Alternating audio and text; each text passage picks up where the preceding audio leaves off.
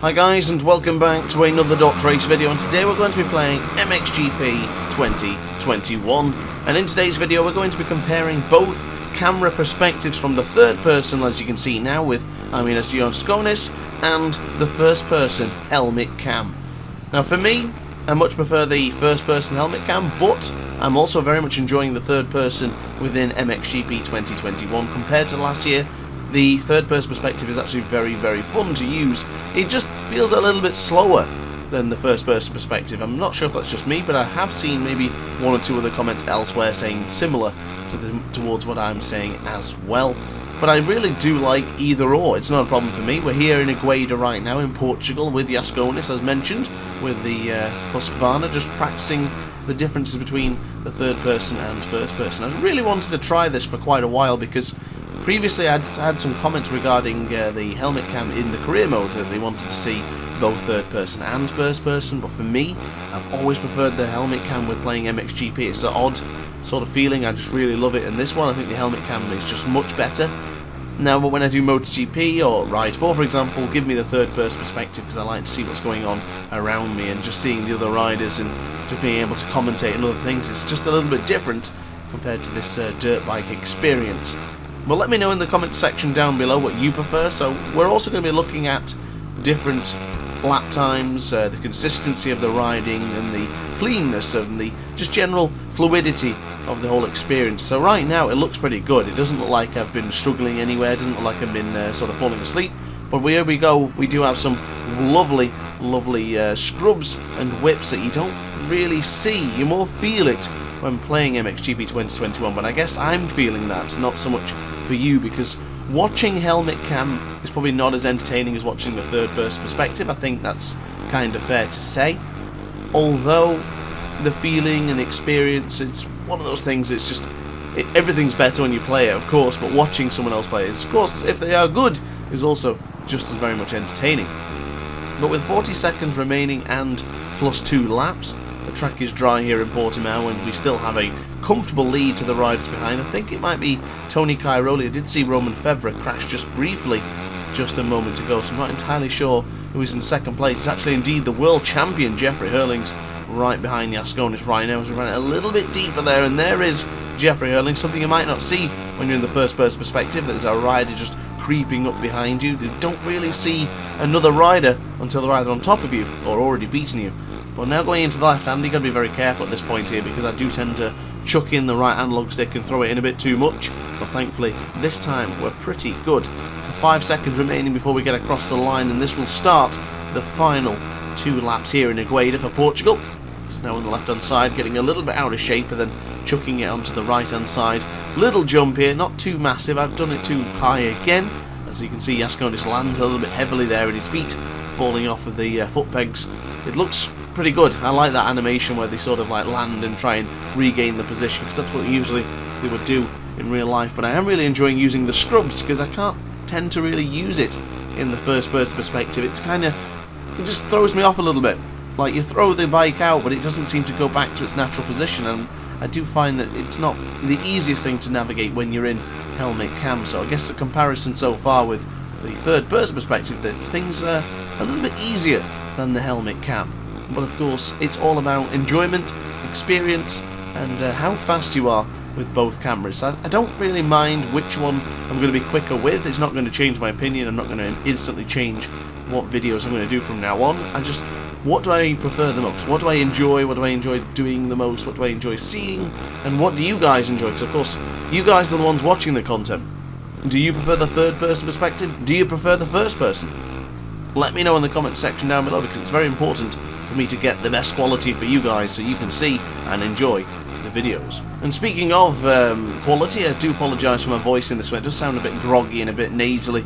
My apologies. I work night shift and I'm just getting up early to do these videos, and it is sometimes difficult to try and manage the voice when doing these videos. But anyway, moving on from that point, we do have 2 laps remaining here in Agueda.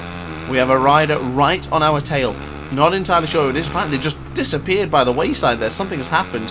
Whether they cut the corner accidentally, I'm not entirely sure. But Asconis does set us up for the final lap of this race. So now going into the right-hander here, nice and controlled, a little bit out of shape, but more or less controlled as we go into the right-hander, getting into the rut. And then we're going to go for another little scrub here if we can. Beautifully done. We land it quite nicely as well, but now onto the left-hand side.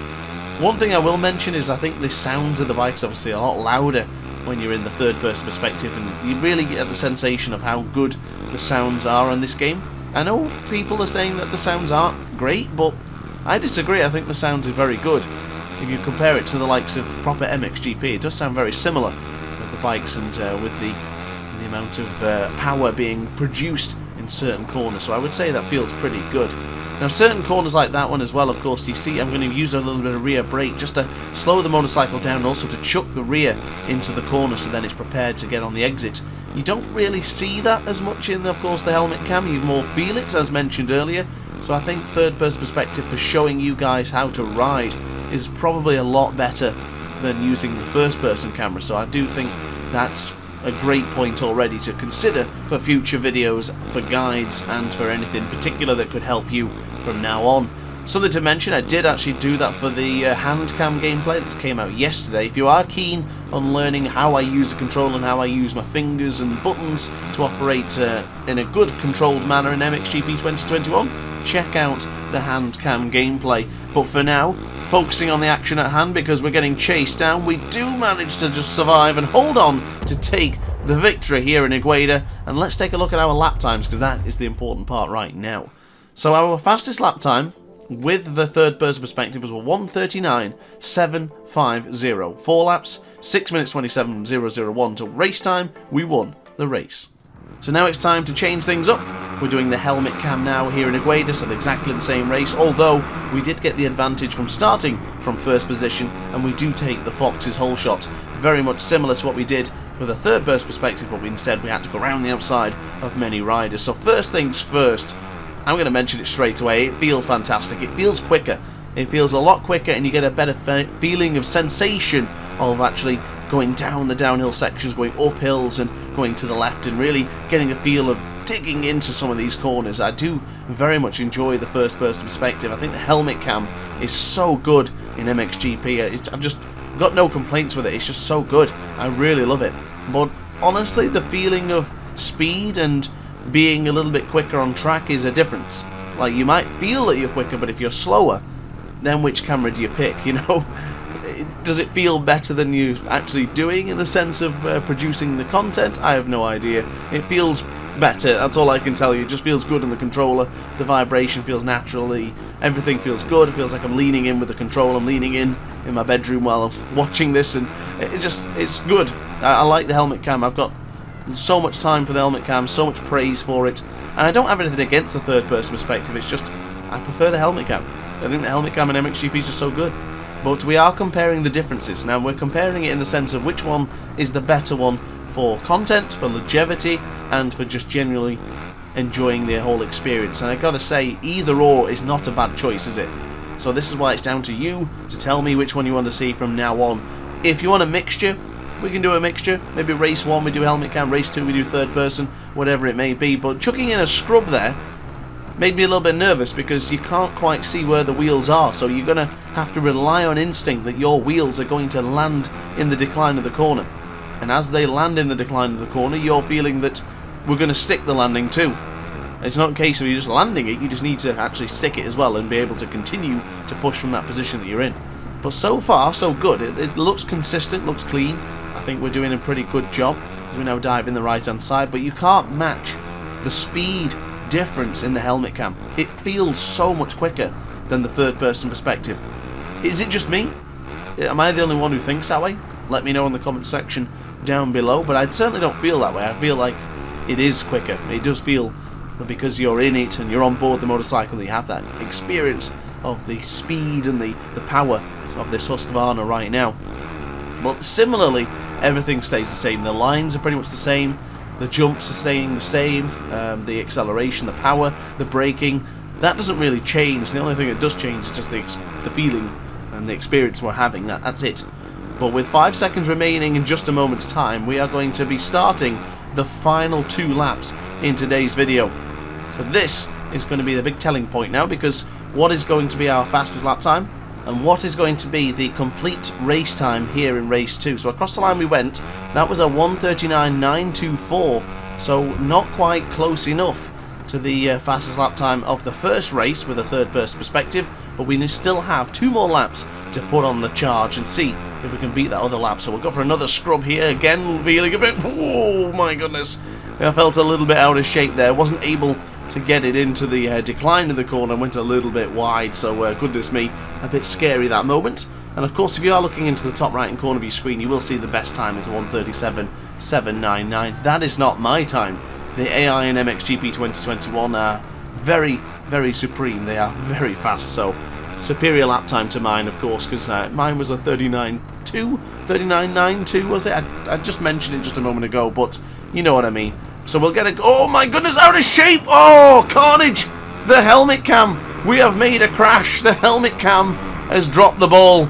So unfortunately, we aren't going to be able to compare now the ultimate race time, because that will go in the favour of the third person perspective. And this fastest lap will have to be done on the final lap, because it's impossible to beat now since we crashed and lost all that places.